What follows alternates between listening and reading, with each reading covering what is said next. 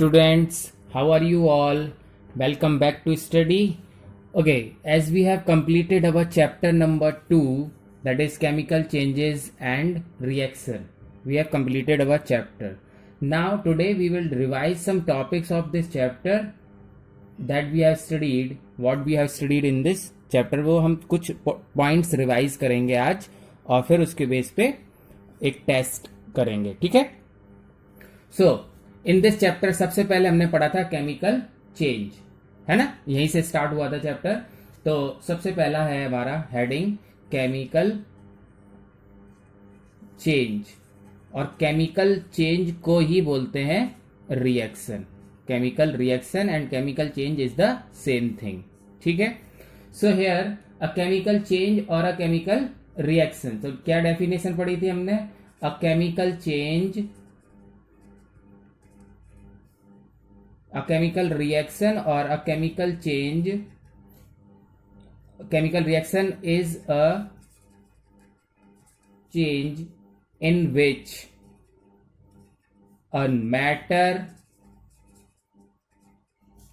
changes to new compound.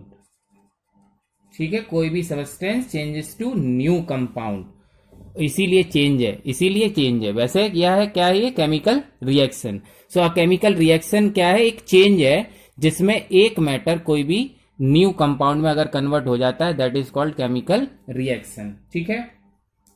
The substance taking part in the reaction are called reactant. Okay, and the reactant or the substance, the reactant convert या changes to या है ना, the reactant transform या changed to okay new compound. Okay, new compound are called product. यही पढ़ा था हमने. ठीक है. तो केमिकल रिएक्शन क्या है? एक चेंज है जिसमें एक मैटर दूसरे कंपाउंड में, न्यू कंपाउंड में कन्वर्ट हो जाता है. तो जो मटेरियल, जो भी सब्सटेंस रिएक्शन के स्टार्टिंग में टेक पार्ट करता है, जो पार्ट लेता है, दैट इज कॉल्ड रिएक्टेंट, और जो बनता है वो product. Okay okay. So example of a chemical reaction. So calcium hydroxide, okay, when react with HNO3, that is nitric acid, what is formed? Calcium nitrate, NO3 का whole twice and plus H2O. So as you are seeing, आप देख रहे हो कि NO3 यहाँ पर 2 है, तो यहाँ 1 है, इसलिए आप 2 कर दोगे. आप क्या हो गया? देखो, CaNO3 twice and H2, और यहाँ से ये हो जाएगा आपका H2O, तो ये इस पे 2 लग जाएगा. ठीक है. सो दिस इज व्हाट, इतना पोर्शन क्या है? Reactant, the substance taking part in the reaction. और ये जो पोर्शन है, नया सब्सटेंस बन रहा है, क्या है? प्रोडक्ट. ठीक है. रिएक्टेंट और प्रोडक्ट. रिएक्टेंट हमेशा लेफ्ट साइड पर होता है. ठीक है, लेफ्ट साइड, और प्रोडक्ट राइट हैंड साइड या फिर सिंपल राइट साइड. ठीक है. समझ गए? ये तो हो गया. अब कैसे पता चलेगा कि कोई भी चेंजेस जो है वो केमिकल चेंज है या फिजिकल चेंज है? मतलब केमिकल चेंज है तो केमिकल रिएक्शन हो जाएगा, लेकिन पता कैसे चलेगा, है ना? कि जैसे फॉर एग्जांपल कैरेक्टरिस्टिक्स. तो आप समझ रहे हैं, हम कैरेक्टरिस्टिक ऑफ केमिकल चेंज, मतलब ऐसा क्या होगा, ऐसी क्या चीज हम आइडेंटिफाई कर लें कि हमें पता चल जाए कि it is a chemical change या केमिकल रिएक्शन है. कैसे पता चल जाएगा? तो there are, we have studied, number 1, change in colour. Change in colour. ठीक है. समझ गए? तो अगर चेंज इन कलर हो जाता है, मतलब कोई चीज रिएक्शन हुआ और उसका कलर चेंज हो गया, तो हम कह देंगे it is a chemical change और केमिकल रिएक्शन। सेकेंड कैरेक्टरिस्टिक कैसे पता करेंगे, तो इवोल्यूशन ऑफ गैस, इवोल्यूशन और एब्जॉर्प्शन ऑफ गैस। ठीक है, गैस अगर निकल रही है तो ठीक। फिर formation of precipitate, formation of precipitate, क्या पढ़ा था, प्रेसिपिटेट क्या होता है सर, तो प्रेसिपिटेट होता है इनसॉल्युबल सबस्टेंस। क्या होता है ये, इनसॉल्युबल सबस्टेंस, कोई ऐसा इनसॉल्युबल सबस्टेंस बन जाए जो कि टेस्ट ट्यूब में नीचे बैठ जाएगा, इसलिए इसको बोलते हैं पीपीटी, शॉर्ट फॉर्म। प्रेसिपिटेट का मतलब पीपीटी, ऐसे डाउनवर्ड एरो से शो करते हैं कि ये इनसॉल्युबल सबस्टेंस है। ठीक है, तो नया कोई कंपाउंड बना और वो इनसॉल्युबल था, टेस्ट ट्यूब में नीचे बैठ गया, तो दैट इज इनसॉल्युबल सबस्टेंस या पीपीटी। तो अगर फॉर्मेशन ऑफ पीपीटी हो रहा है तो कह सकते हैं कि ये केमिकल चेंज है। और अगला है इवोल्यूशन, ये तो हमने पढ़ लिया, इवोल्यूशन और एब्जॉर्प्शन ऑफ गैस ऐसे ही है यहाँ पर, इवोल्यूशन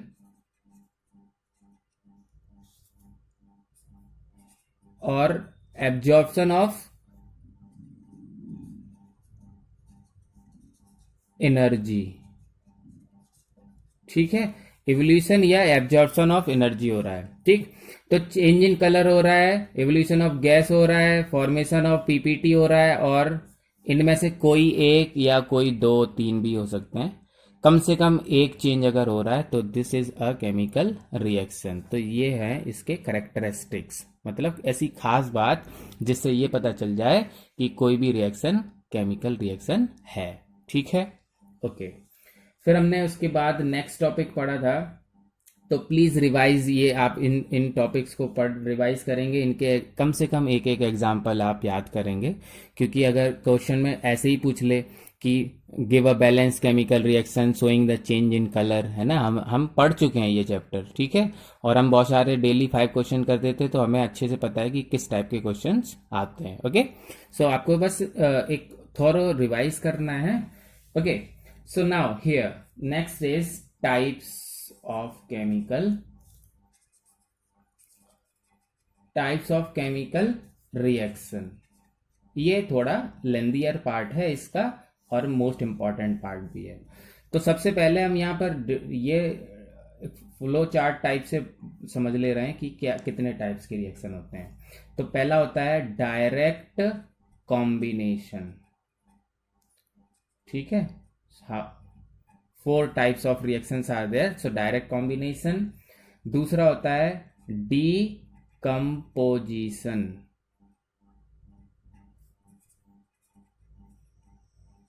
ठीक है, तीसरा होता है डिस्प्लेसमेंट। ठीक है, displacement reaction and double decomposition reaction. Fourth is double decomposition, इसको हम डबल डिस्प्लेसमेंट भी बोलते हैं, हमने बहुत बात है ना, डिकम्पोजिशन रिएक्शन। ठीक है, डिटेल में पढ़ेंगे, अभी हम डिवाइड कर रहे हैं। ठीक है, decomposition further divided into 3, thermal decomposition, thermal by heat. ठीक है, okay, and photochemical reaction, photo. ठीक है, सो बाय लाइट। ठीक, और तीसरा है इलेक्ट्रोलिटिक डिकम्पोजिशन। ठीक है, photochemical, thermal decomposition by heat, thermal heat, photochemical, photo means light, electrochemical by electricity. तो डिकम्पोजिशन हो with the help of light उसको कहेंगे थर्मल डिकम्पोजिशन, डिकम्पोजिशन हो with the help of heat तो thermal decomposition, with the help of light तो photochemical decomposition, and then electricity, by the use of electricity we are doing the decomposition, तो कहेंगे electrolytic decomposition. Okay, now it comes to double decomposition reaction. हमने double decomposition को भी 2 तरह से पढ़ा था, एक पढ़ा था डबल डिकम्पोजिशन प्रेसिपिटेशन, है ना, सबको अभी रिवाइज कर लेंगे। और फिर है डबल डिकम्पोजिशन न्यूट्रलाइजेशन।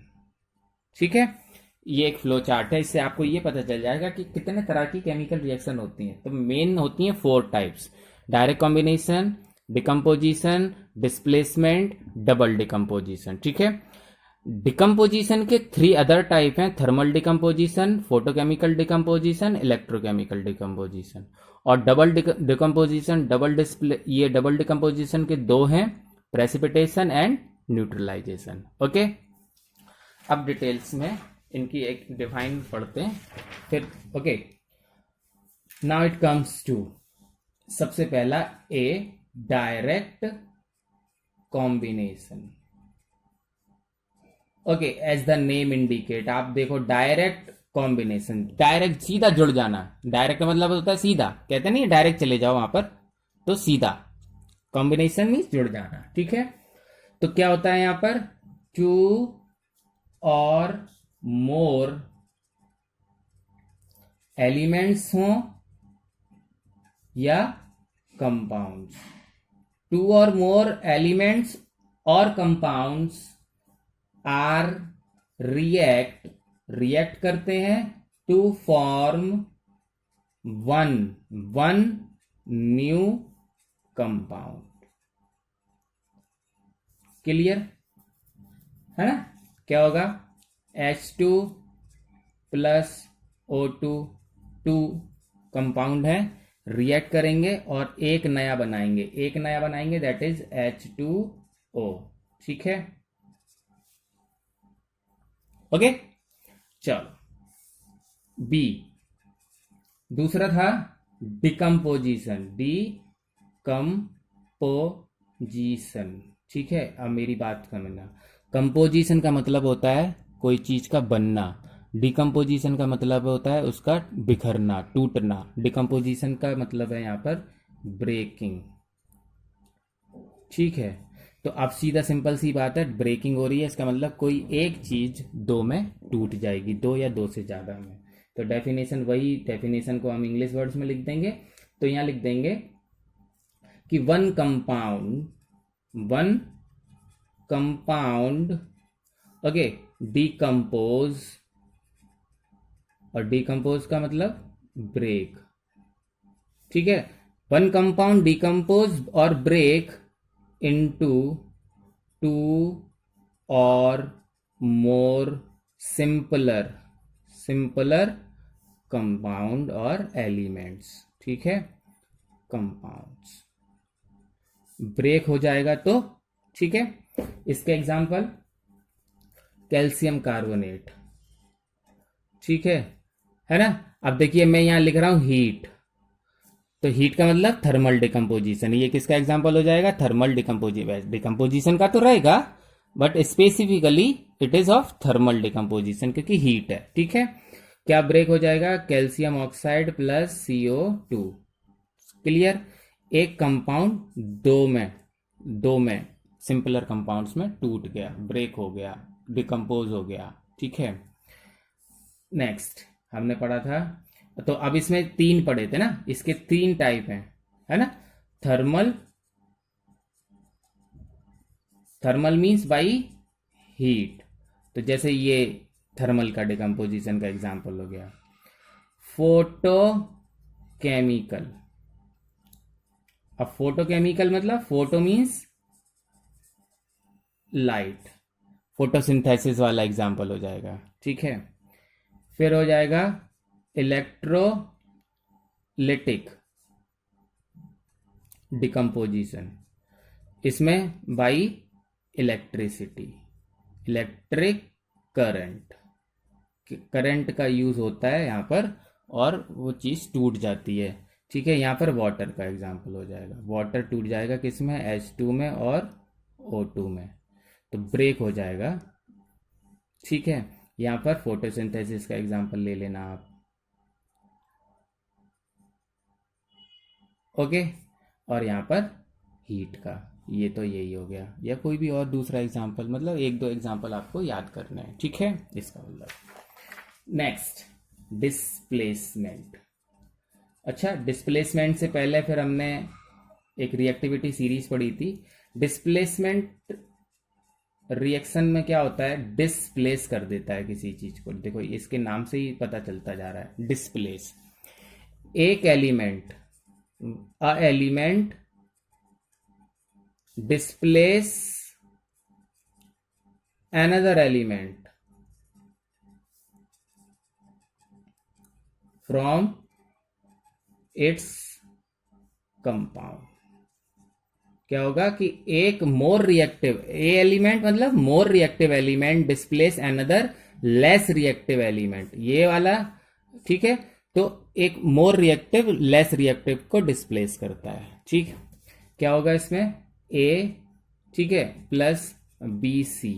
तो हमने क्या कहा, ये वाला एलिमेंट इस बी को रिप्लेस कर देगा, ठीक है। तो सी के साथ जुड़ जाएगा, है ना। तो ए सी प्लस बी क्या हो जाएगा, इसमें ए है मोर रिएक्टिव, ठीक है, those are above in the reactivity series, जो ऊपर है। और बी क्या है, लेस रिएक्टिव, जो रिएक्टिविटी सीरीज में नीचे आते हैं, ठीक है। ओके, उसके बाद हमने पढ़ा था डीकम्पोजिशन, ठीक है। तो डीकम्पोजिशन की डेफिनेशन हो जाएगी यहां पर, अ केमिकल चेंज या chemical reaction in which, okay, two reactant. अब आप सोचिए, डबल पढ़ रहे हैं ना हम लोग, डबल, ओके। तो डबल मतलब दो दो। अभी इससे पहले हमने जो सिंगल डिकम्पोजिशन से पढ़ा है, वन कंपाउंड, ठीक है। और डबल कंपाउंड, डबल डिकम्पोजिशन में टू कंपाउंड, ठीक है। तो यहां हो जाएगा chemical reaction in which two reactant, okay, both break, दोनों ही टूटेंगे, टू रिएक्टेंट और बोथ मतलब दोनों, ठीक है, डिकम्पोज। दो रिएक्टेंट है, दोनों ही डिकम्पोज हो रहे हैं to form two new compound. Clear बात है। अब इसमें हमने दो टाइप पढ़े हैं, देखो क्लियर बात है, इसको समझेंगे। डबल डिकम्पोजिशन, प्रेसिपिटेशन, और यहां पढ़ा है हमने न्यूट्रलाइजेशन।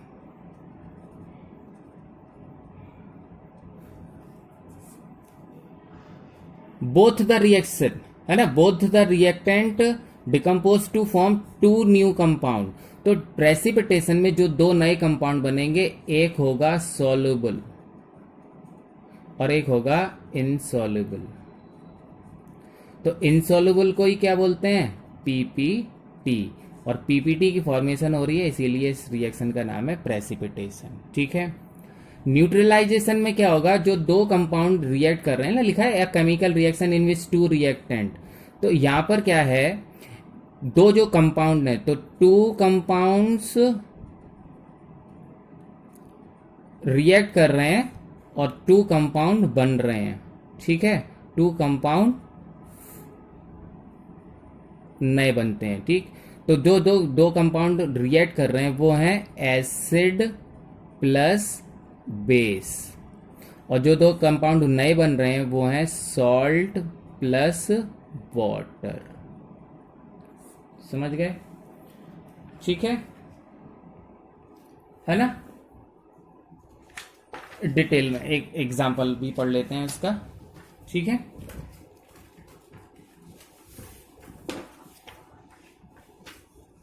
देखो प्रेसिपिटेशन के लिए एग्जांपल हो जाएगा, प्रेसिपिटेशन,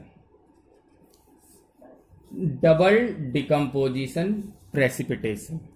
क्या हो जाएगा, lead nitrate, when lead nitrate react with NaCl, क्या बन जाएगा, 2Na।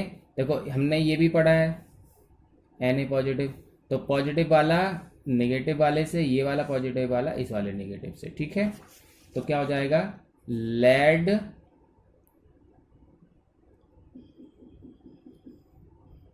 क्लोराइड, लेड, देखो लेड क्लोराइड, तो PbCl2, ओके। एंड दूसरा कंपाउंड बनेगा प्लस, क्या हो जाएगा, sodium nitrate NaNO3। Okay, got it. अब से ये है, एक होगा सॉल्युबल और एक होगा इनसॉल्युबल, तो ये है सॉल्युबल और ये है इनसॉल्युबल, ठीक है। और इनसॉल्युबल है, इसका मतलब ये पीपीटी है, पीपीटी बन रहा है, इसका मतलब इसका रिएक्शन का नाम है प्रेसिपिटेशन रिएक्शन। अब हम एग्जांपल पढ़ेंगे डबल डिकम्पोजिशन न्यूट्रलाइजेशन का। अब हमने क्या पढ़ा था कि जो दो कंपाउंड है उसमें दो कंपाउंड जो रिएक्ट कर रहे हैं वो है एसिड प्लस बेस, और जो बन रहा है वो बन रहा है सॉल्ट प्लस वाटर, ठीक है।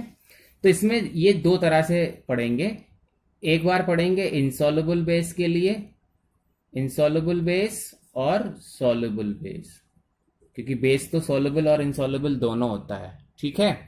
तो एक बार एक एग्जांपल पढ़ेंगे फॉर इनसॉल्युबल बेस, ठीक है।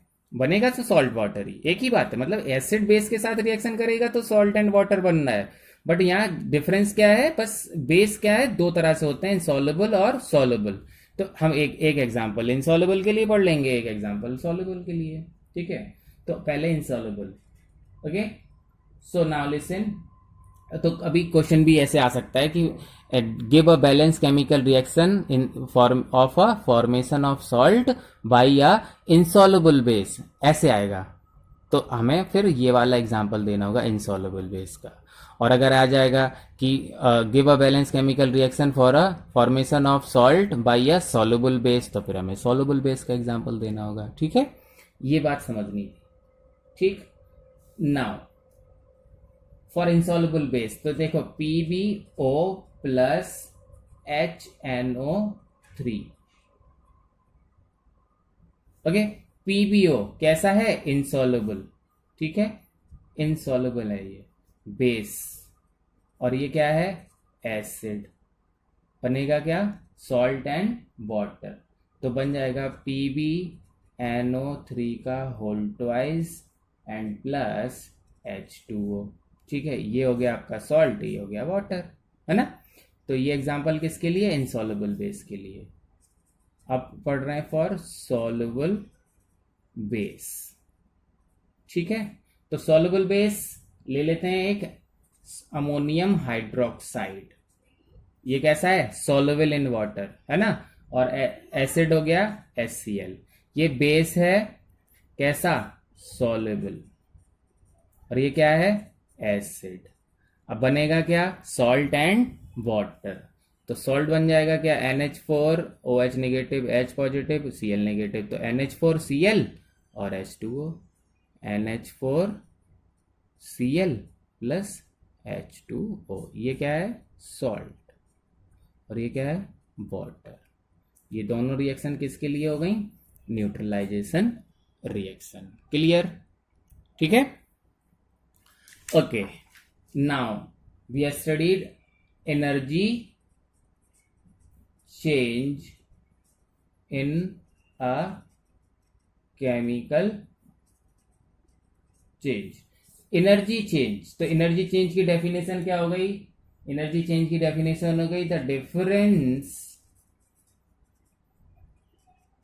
Okay, the difference between the energy,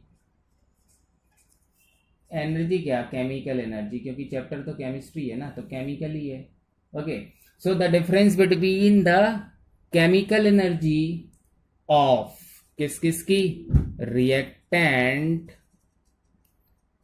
and product, ठीक है। रिएक्टेंट की केमिकल एनर्जी और प्रोडक्ट की केमिकल एनर्जी के बीच का जो डिफरेंस है that is called energy change, ठीक है।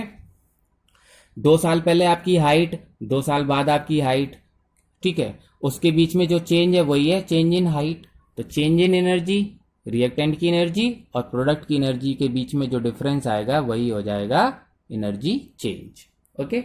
हाँ, on the basis of energy change the chemical reactions are of 4 type, कितने टाइप की हैं, 4 टाइप ऑफ केमिकल रिएक्शन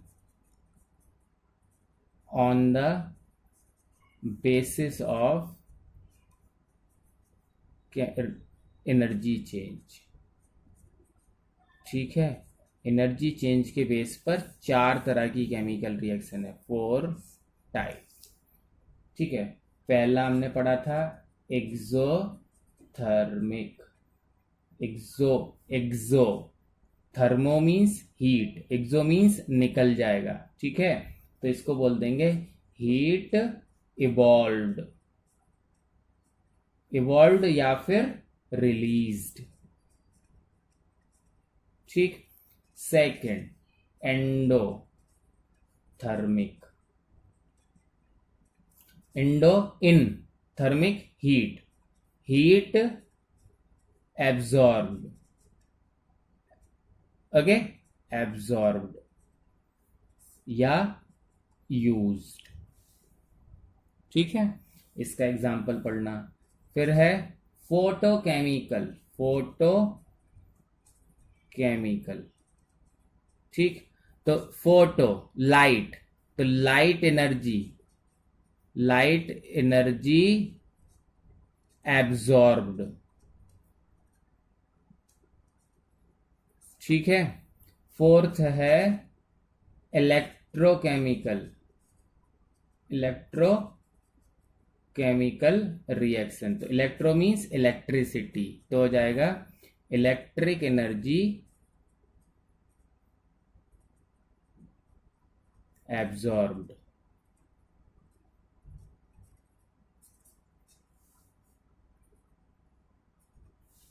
ठीक है, ओके। ये 4 तरह की, किस बेस पे? एनर्जी चेंज, क्योंकि एनर्जी की बात हो रही है तो heat energy, light energy, electrical energy, ये सब एनर्जी है ना।